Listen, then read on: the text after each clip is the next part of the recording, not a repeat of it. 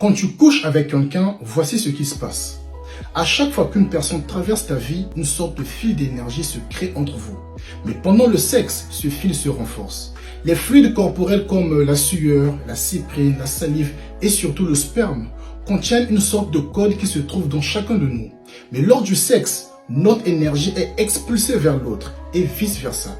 Il y a donc échange d'énergie. Et cet échange va beaucoup plus loin. Quand vous sexez, la relation avec la personne devient plus forte et passe dans une autre dimension.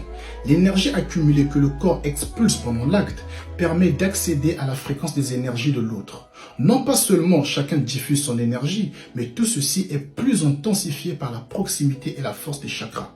Vous créez donc un fil d'énergie qui vous lie à cette personne et qui peut rester longtemps avant de se défaire. L'énergie de l'autre s'ajoute aux nôtres et peut produire de belles choses, attirer le positif dans nos vies ou tout le contraire. Mais il y a aussi des vampires d'énergie, ceux qui nous laissent mal autant émotionnellement que spirituellement. Si vous vous connectez par le sexe avec des gens trop en difficulté, mal dans leur peau, colériques, envieux, jaloux, orgueux, etc., une partie de ce qu'ils sont peut déteindre sur vous. Ça peut même interférer avec votre évolution spirituelle. L'utilisation du préservatif peut bloquer une partie de cet échange, mais l'intensité d'énergie sera toujours présente. Quand vous sexez, alors que l'un de vous a de la colère, de la rancune, les conséquences peuvent être graves pour les deux et pour le couple. Si vous êtes de mauvaise humeur après l'acte alors que tout allait bien avant, c'est que cette personne ne va pas super bien. Évitez d'avoir des rapports tant que il ou elle ne se sent pas mieux. Le sperme a la même valeur énergétique et spirituelle que le sang.